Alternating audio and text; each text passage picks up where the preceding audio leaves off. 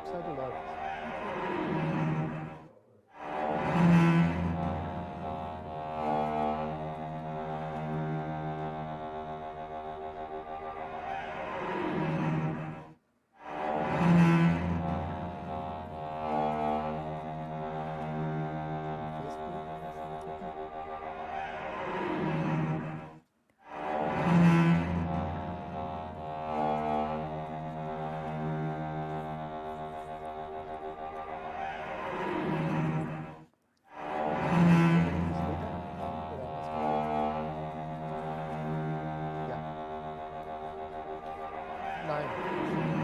Wir wechseln uns ab. Kannst du mal gucken, sind wir alle im Bild?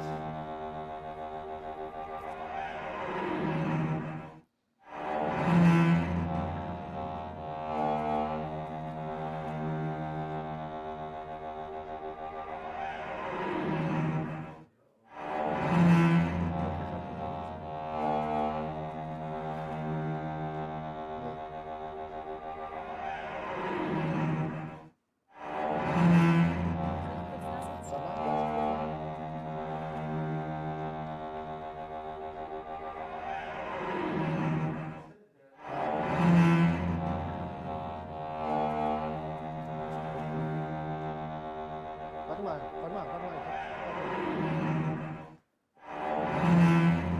Wer jetzt hier? Jetzt. Der war vorher ganz schwach. Soll ich noch bleiben? Ist so besser? Okay.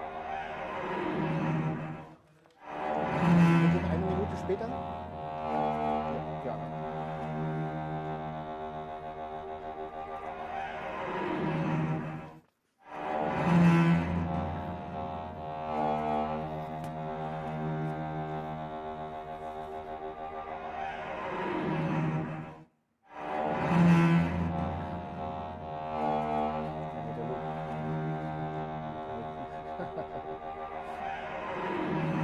That is something.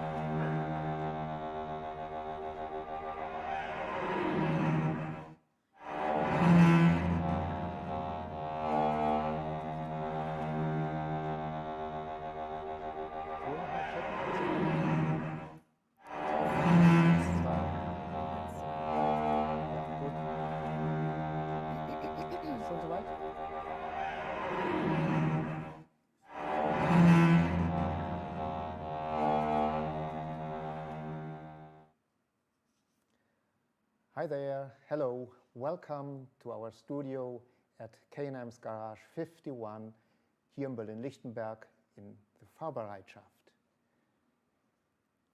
We would like to share with you the next hour together with my colleague, music journalist Karin Weißenbrunner, and our guest, Turkish composer Emre Dündar. What can you expect from the next 60 minutes? Well, hopefully we have prepared a good melange from some talks, some practical demonstrations, and of course, music performances. My name is Thomas Bruns. I am the artistic director of the ensemble K&M Berlin, which is a Berlin-based ensemble dedicated to contemporary music and already working since 1988. Thanks to the scholarship program Weltoffenes Berlin, initiated by the Berlin Senate Department for Culture in Europe, the ensemble takes advantage of a close cooperation with composer Emre, this year, culminating in a new piece written for the ensemble, hopefully still this year. This talk and this salon is our first salon. It is an only online salon. I think for everybody is clear why. The reason is, of course, the Corona crisis, and hopefully the next one in September will be possible with some audiences. As our first topic, we have chosen to talk a bit about your home city, the city of Istanbul, a multicultural place where Emre grew up, studied, and earned his living as a musician and as a composer for many years. Emre, maybe you can describe a little bit the multicultural atmosphere in that time in Istanbul. In 1972, you were born into a family that was loving and practicing the European tradition of music. But next door, a Ladino song could be heard. Yes, well, the Istanbul of my youth was a very interesting place in terms of its multicultural atmosphere. And I grew up in a strange and exciting universe of countless languages and cultures.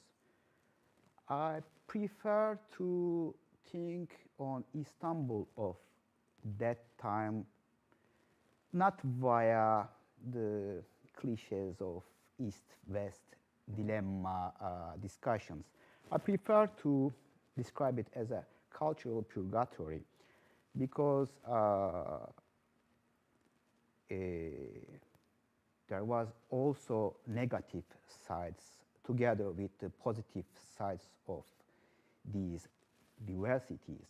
And we learned how to live in this universe. It was so interesting. And anyway, it was possible to encounter many cultures and different ethnicities upon where to live in Istanbul. And I was so lucky in that sense because between the friends, colleagues, and neighbors of my parents, there were so many people from different ethnicities and different cultures of Istanbul, Turkish, Greeks, Judeo-Espanols, Levantines, that means Western European people who born in Istanbul, and so on. And there was also a very interesting intellectual life. It's quite different from, of course. From now? Yes, and from Europe. There was a great curiosity, and we were so curious about all information about art, books, CDs. There was a hunger to knowledge, and I was really surprised when I went to France at my late 20s because none of my composer friends were curious as I am. Then maybe living outside the periphery creates some different kind of hunger for knowledge. May I interrupt you, Sure? Yeah. Briefly? Do you feel that there is, or was it important for you to feel to be at the periphery and not in the center, or do you never thought in this way? Or do you feel that Europe has been in the center and Istanbul not, or it doesn't matter for you? Maybe it depends. Then, for creating, maybe everywhere is same. You are as a composer with your desk alone, and you create. But of course, there is many advantages to be in the periphery. That's something paradoxal. You can maybe be more creative outside the periphery, but you have to be around the periphery to be performed, and that was also a paradox, the main paradox of my life. And I'm still living in between this paradox. And I lived so much years in Beyoğlu, which is the district so interesting in the terms of multiculturality. Here it was possible to hear a Ladino song from somewhere, a conservatory student who rehearsed Bach partita, or a drunken fight in a tavern and in the same street.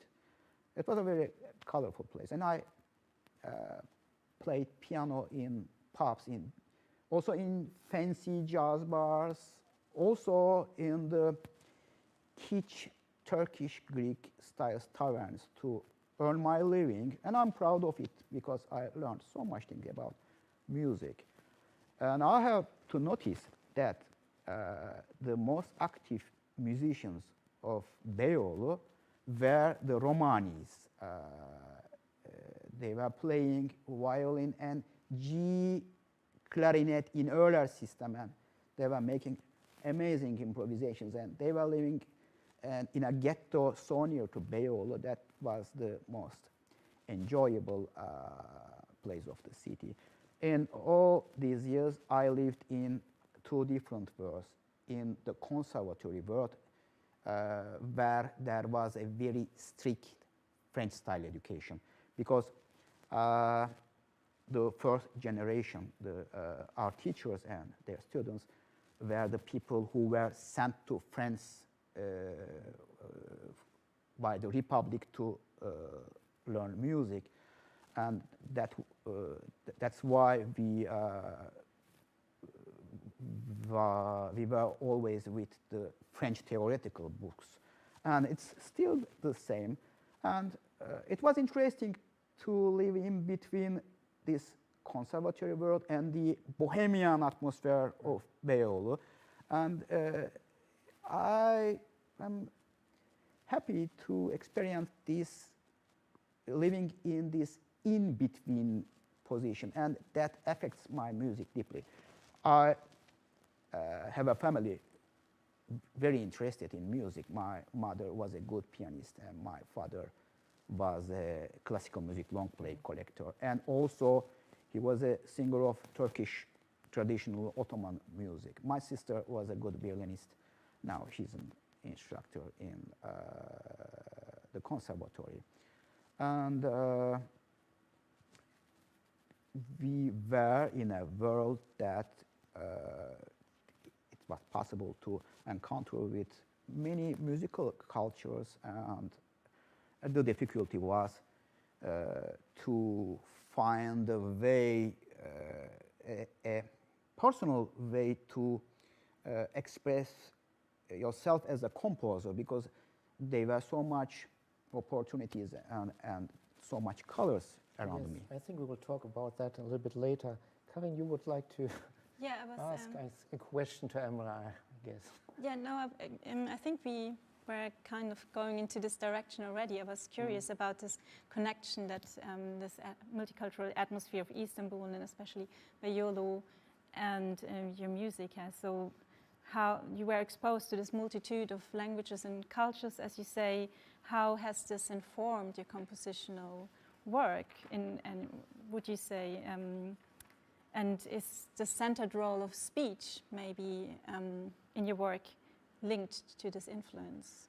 Yes, absolutely. Then I have to say that during years I realized that I'm a result of the unbalanced complexity of Istanbul, and I'm just a result of my testimonies. And I realized that I cannot write as the semi-folklorist composers of my country, whom are under the influence of Zoltan Kodaly and Bartók. I like them so much, but I didn't experience the historical period that motivates them in that way. I cannot be stuck to modernism because I never smelled Darmstadt. I never had been around Bruno Maderna.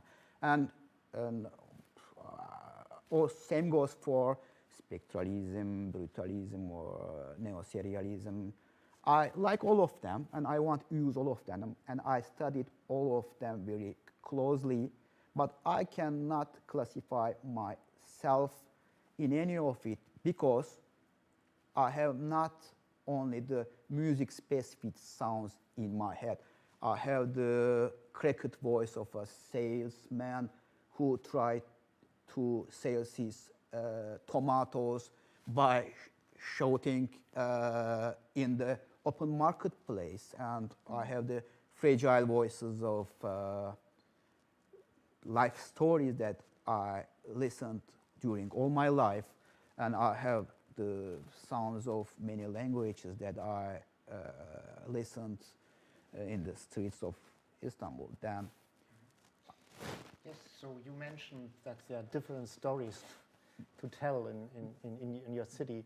yes. And my next question goes in this direction a little bit, yes. So a megacity like Istanbul or other megacities as well, yes, in the world offer to a variety of different musical approaches, yes, different music traditions, of course, ideas, and somehow provoke the composer to take elements conceptual-wise or material-wise from very different draws, let's say. And if we speak about to find or to come to a personal style of composing, seen from this perspective, it might be difficult, yes, or a challenge, let's say. And I know that you have found a way to deal with this problem by finding the narrativity for you as a basic concept. Could you briefly describe what the term narrativity stands for? Narrativity is basis of my compositional work because then it's a nice way to deal with all the contemporary music material in your composition. You can use everything, even the tonality to express yourself. Then I'm using even the tonality.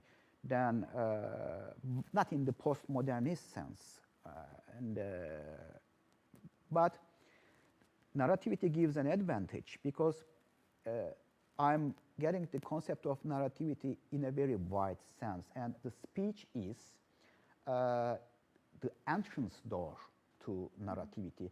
But there are so much narrative context. Even let's say the Fritz Lang's Nosferatu, a silent movie. I can find something in its script to adapt to my music, or the Maya of Francis Goya. Then it's also narrative for me. Then I'm not considering music as an object. There are composers, so much composers like that. I cannot make that in that way. I tried. But I'm searching for a narrative context like a hunter. And yes, this narrative context can give me the idea about my material, and I can use this material. That's why I can change my material in each compositions. In some compositions, narrative context, according to narrative context, then I can use the spectral material, or let's say serial material, or modality. In the other one, I can use the tonality.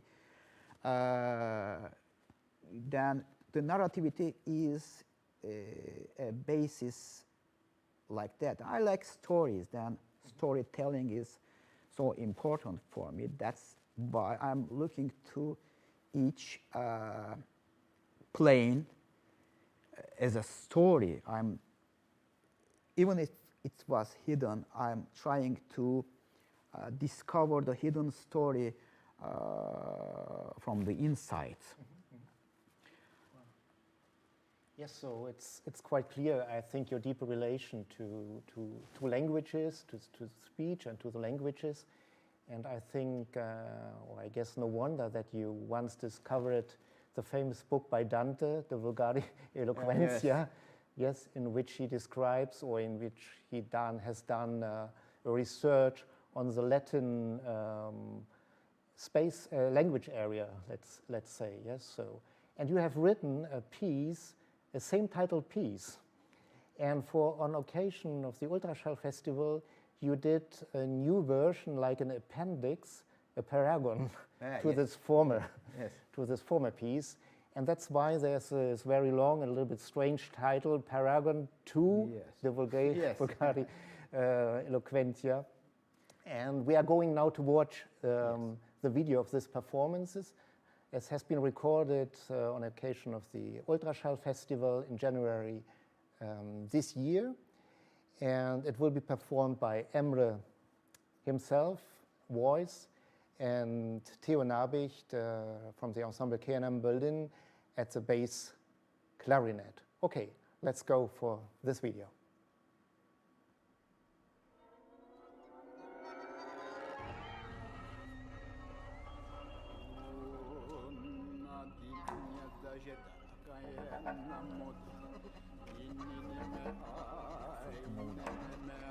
We are free to move.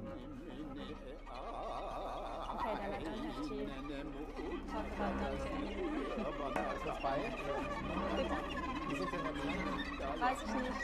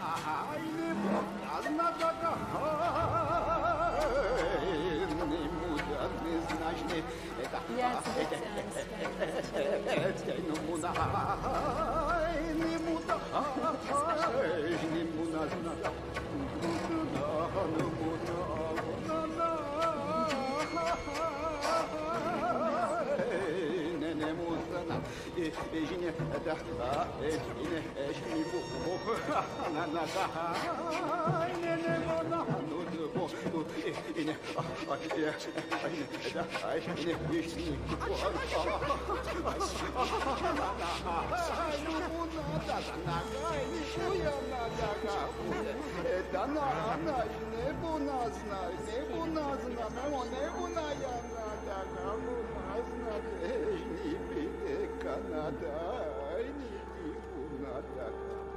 Und ich glaube, ja, soll ich dann auch noch was sagen?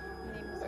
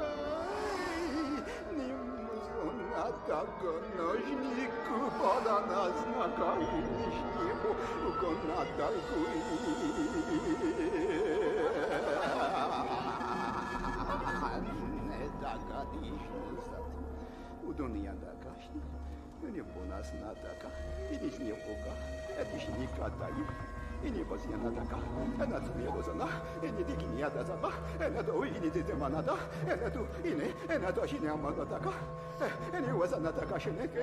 Ene ana adiana zamanashinike. Ene wasinya takashinike. Ene aniona zamanashinike. Ene eshimana zamanashinike. Ene unizina maninashinike. Ene uniana zakadoshinike zatakina tamayika takatakoyiki shikatanayi kumotata. Ene patachinike kamotela ene takatayi. Ene takatayinike. Ene bokata. Ene motasatashi. Ene anata ene kapata hatate. Ene yatata unizike kapata. Ene bokata ene kapata. Ene bukonatashike. Ana ene bokana stashnike. Ene morini takanastashike. Ene mata ashne ana muranika aniunu zadashike. Usa ada aya. Monina ada nada kabiusnata. Ini memomaini markata.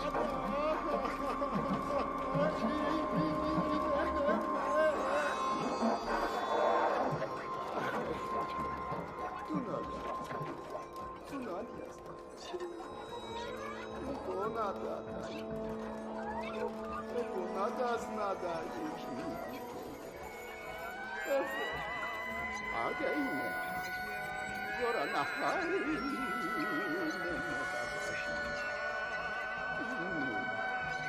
Kaya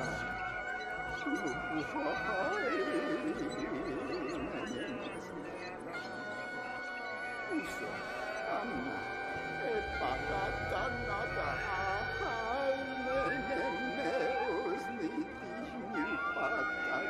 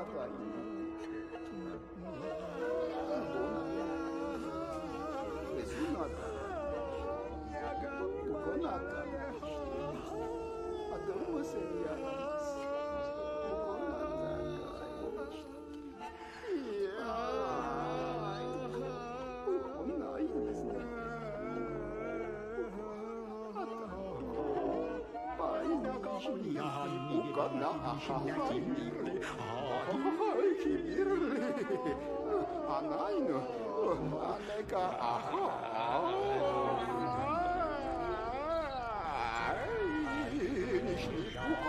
Ana, ne, uneşti, ana, uneştika, una, dayı inesnibo, ana, dayı ne katasa da bayineteka, ina, ana inu katasna namuni tekeye, una, imunasna naniye nememama, utana inişti digada aynişti budu ona inizne, imuda, ana,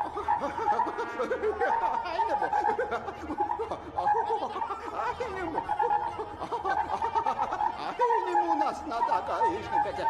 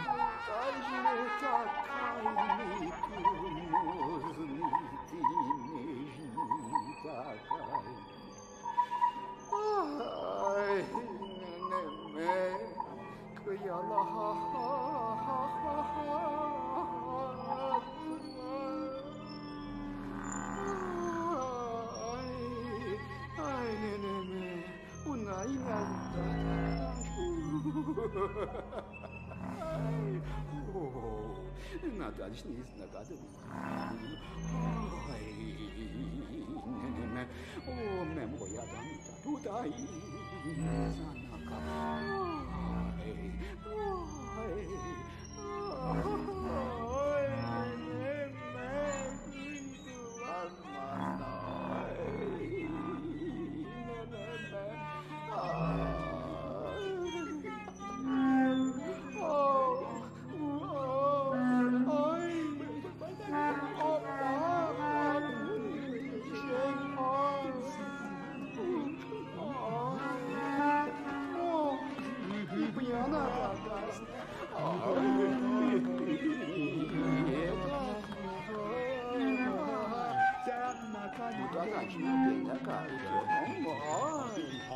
Aman, никогда не могадеврам.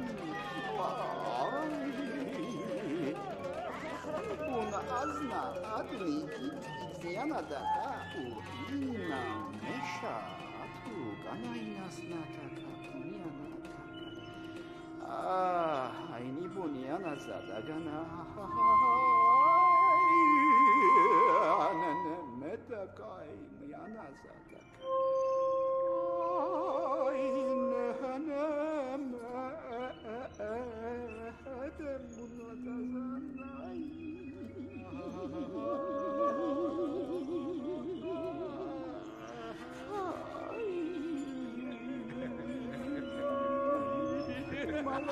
Aku ni malakala. Wallahi ni kasna. Izindu ya. Yaramaz.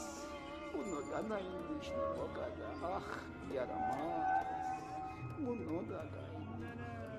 Nenem adu yamuzana teşne gana dima. Mo. Nenem. Uçin yaza taka. Meno. Buna yanas gerçekten.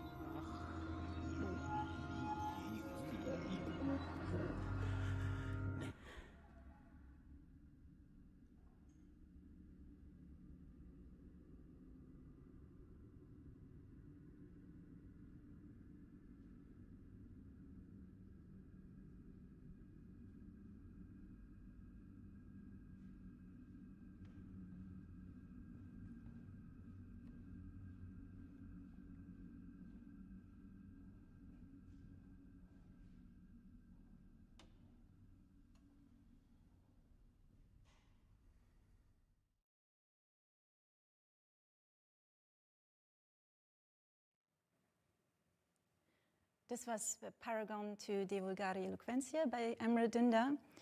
And as we heard already, it's based on Dante's essay from the Middle Ages, De Vulgari Eloquentia, translated as On Vernacular Eloquence.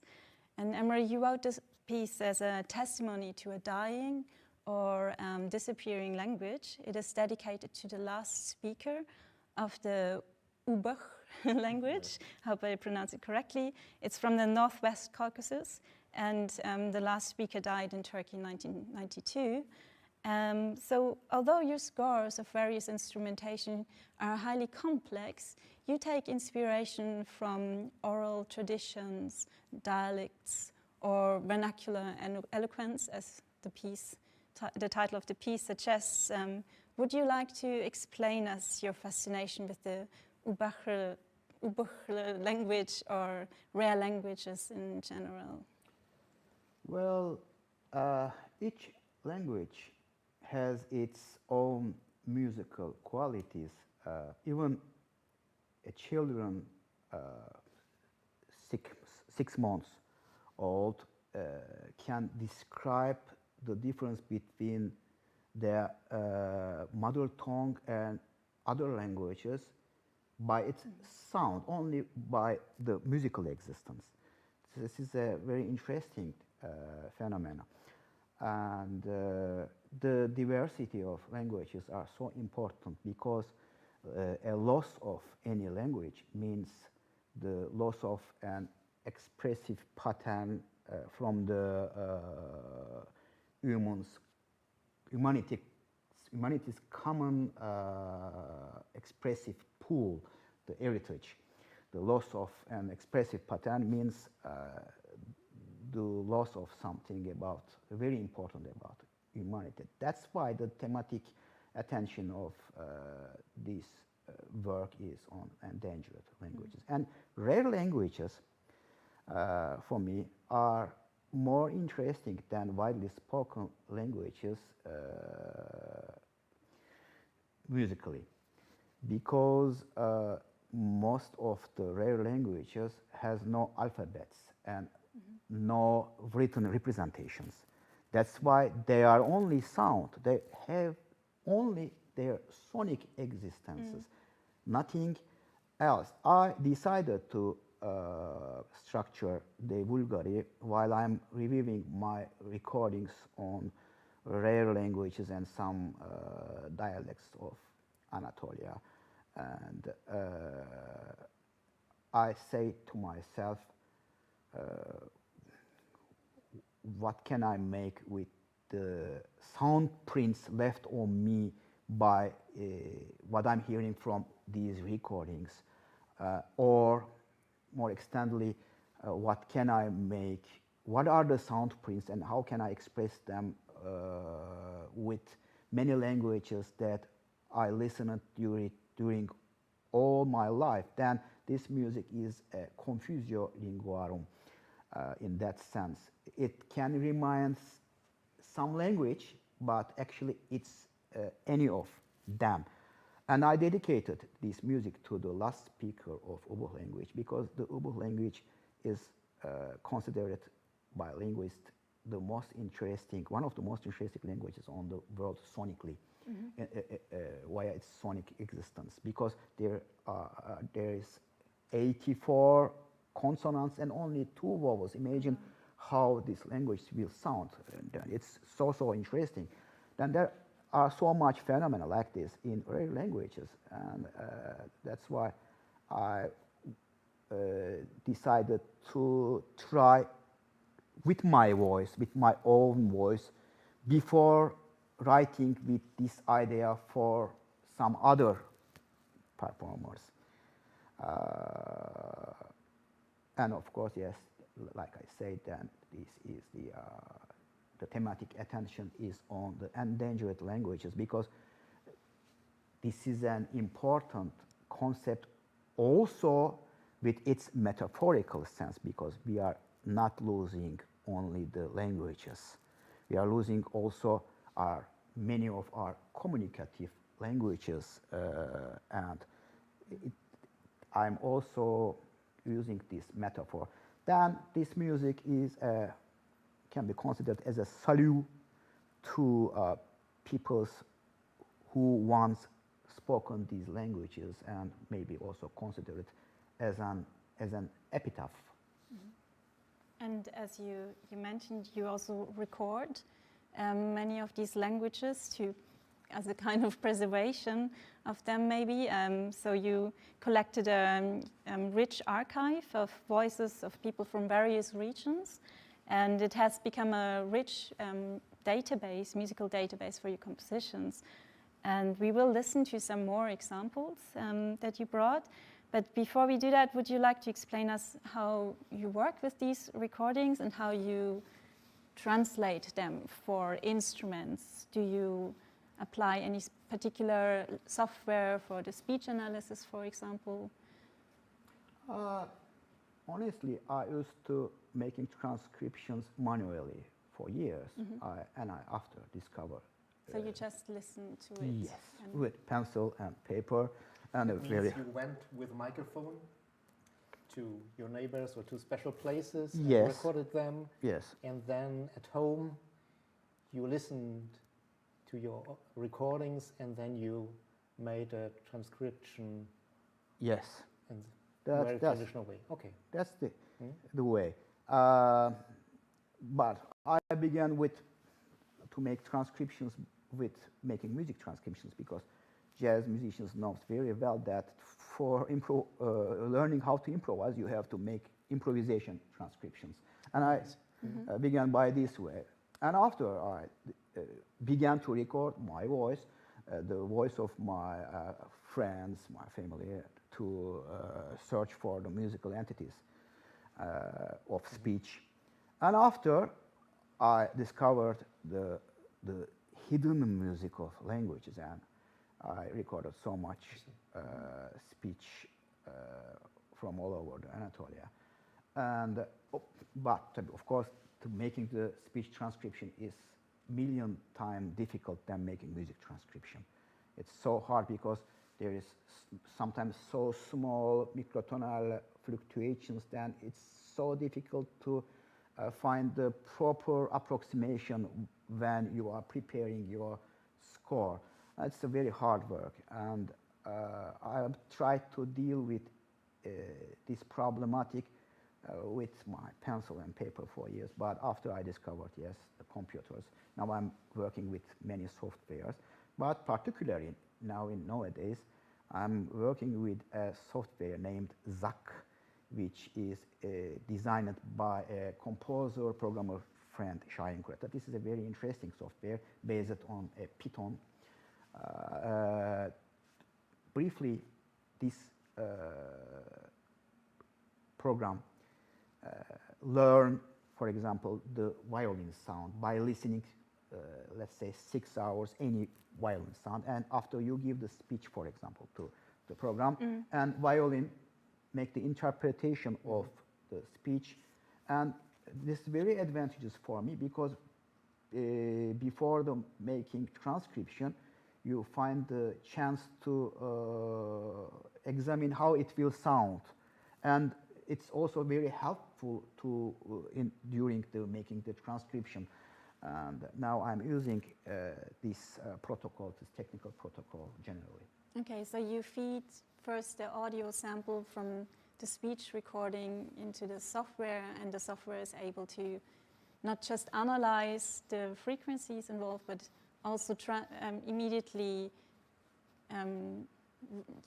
transform it for the violin. For it changes the sound sources. It's so interesting. Then if you teach the computer the machine learning system with, let's say, cello sound with recordings or clarinet sound, it will make the same with clarinet. And this is so interesting to observe this because you can also understand in which instrument that speech can sound better. Which instrument is more similar to the speech sample? But of course, when you try to write for the instrument, then it's not easy as the computers did, because you have to find the appropriate fingerings, the positions, and many other technical problems, and you try to solve these problems. But I have to say, the goal is not to make 100% successive transcription, because speech is not music. You have to bend the speech, you have to make deformalizations, you have to make variations, and you have to destructure it. Yeah, so you prepared a video to explain a little bit more this process in the software. So let's watch it for a moment. Okay.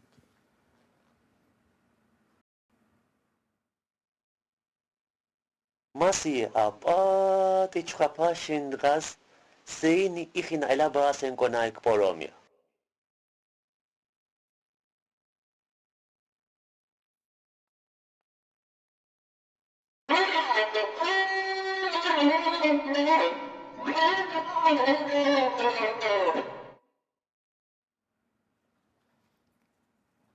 So here we saw the software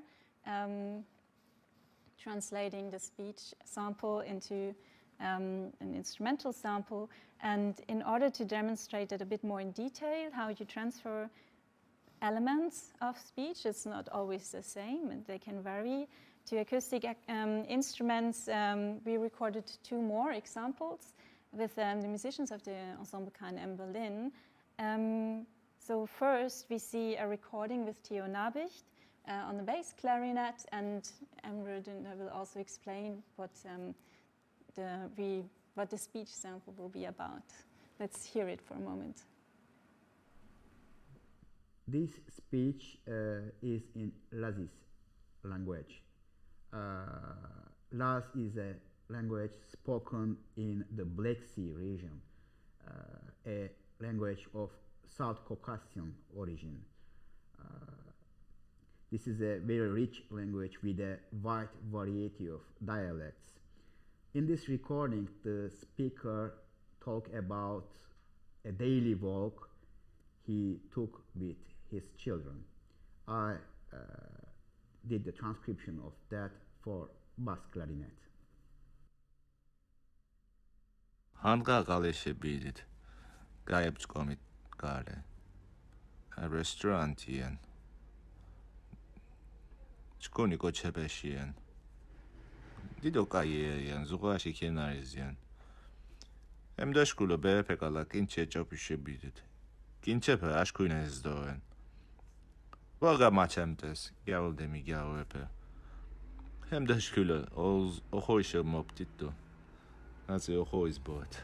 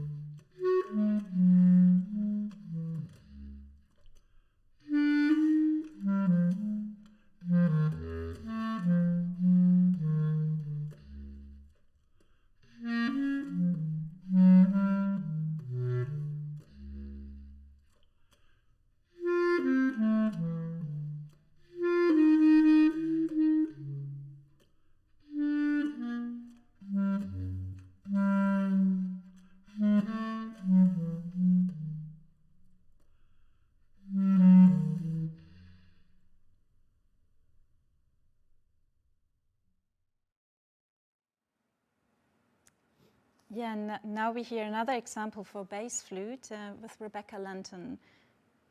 This recording features a group of speakers. So let's hear that now.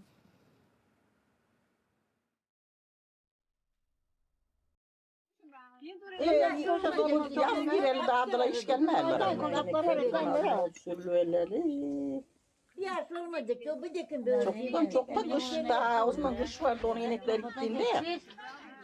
O Sami'nin var bak koca yazdan beri hep dağda, hep milletin mal hep dağda. Süleyman'ın inekler dağda duruyor.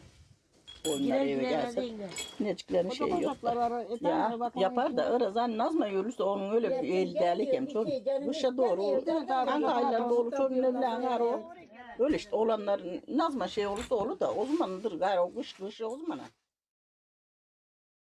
Well, this recording is in Aegean dialect. It's in Turkish, but there's a very strong, heavy Aegean dialect, and I'm also barely understanding what are they talking about. There are 5 people in this recording. Actually, 2 are dominant. These are a woman around 50 years old and her mother. These village women talk about their daily life, about the condition of their animals, and also they gossip a little. I thought how much I can represent the average of speech vortex on a single instrument, because there are 5 speakers in that recording. Then, like I said, this is the average, this is the general description. This transcription is the general description of that speech. And let's try what will happen.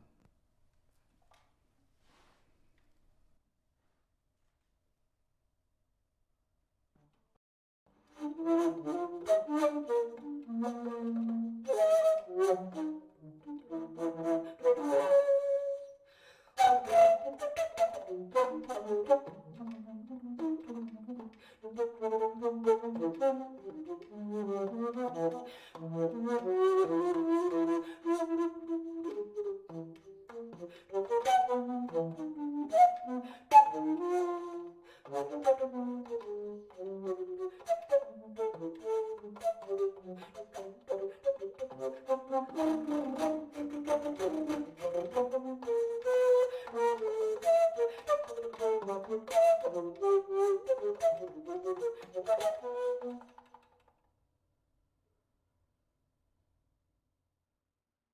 so these were two examples of speech translations. The last one performed by Rebecca Lenton during a rehearsal for Uptalk, the last piece we are going to present in some moments.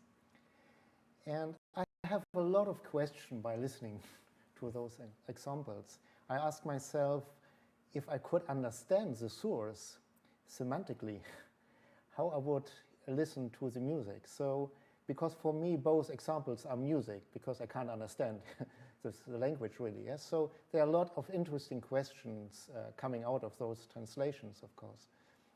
But I would like to put another question on the table. It's a question on virtuosity, because it's very hard to play both those translations. And by listening to those translations, speech translations for instrumentalists, I've got an impression what you mean by using this term virtuosity. And for you, virtuosity is somehow important like narrativity we have discussed before, yes? And in Europe, and especially in Germany, the concept of virtuosity is somehow related to the past. And I ask myself, or I ask you, of course, if you feel falling between two stools by believing at the direct and emotional power of an instrumentalist when he performs, and knowing that in Germany, let's say, in Germany,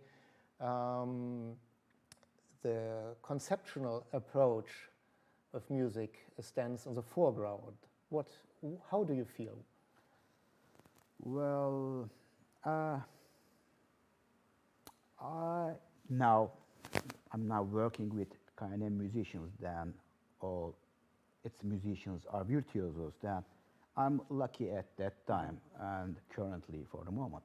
But I understand what you are saying, that I'm describing myself as a classical music composer who write music today, but it does not change that I'm a classical music composer. I'm using all the contemporary material, music material, aesthetics, and also the trends.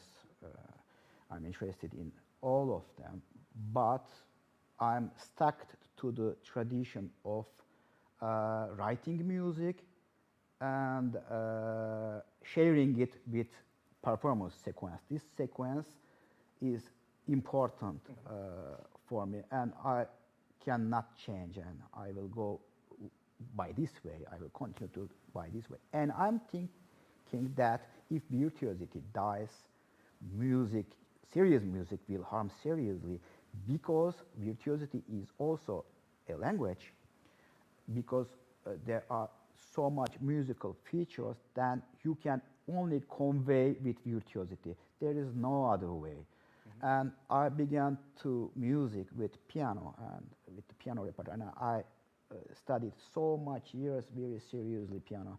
And when I was kid, legendary pianists like Claude Aro, Emile Gilles, or Richter were like superheroes for me. And they are still. Then virtuosity is extremely important and magical concept still for me. Then I demand virtuosity from performers. And I don't believe that any performer who cannot play in some level, let's say, for example, Brahms cannot also play contemporary music. And I'm not getting so serious the conceptual approaches to the music, and I don't find many of conceptual approaches so serious in the contemporary music scene, because concepts are concepts, ideas are ideas. You can work with a concept, but you have to create a craft, and you have to write something, you have to build something, you have to structure something, and the result can be an art piece. But anyone smarter can think on good ideas, but that's not art. And Germany And yes, I feel a bit problematic in this sense, and I'm seeing what's happening around me. I'm not meaning everything because, of course, there are probably some very good examples. But I will prefer to live in a small town and to write for myself and instead of being a part of this aesthetic then. And that's why then I cannot compare the result of a seriously written music and seriously rehearsed output of this music with any conceptual work. And that's why then I'm still stuck to the old-fashioned sequence. And I think Germany has a great tradition, on all over the planet of virtuosity, and I think that will not change and that will go back to the virtuosity concept. I hope so. Yes, that's why I always tried with the K&M or with the musicians as well to have both in our group. Yes, the experimental approach, but also the questions of virtuosity to deal with them. Yes, and I think the next example we will watch now, then you can understand really what it does mean to be a virtuoso. And because I'm very happy to announce the world premiere of Uptalk, a new piece written for bass flute and bass clarinet, performed by Rebecca Lanton and Theo Nabicht. It's a brand new piece, let's say, written in the last month. And it's a very gentle piece. I've heard it. I got the chance to listen to it during the rehearsals. And I would love to share it with audience, of course, and hopefully we will come to a public performances with this great piece. It's a beautiful piece of chamber music. Let's watch it. Uptalk by Emre Dündar, performed by Rebecca Lanton and Theo Nabicht.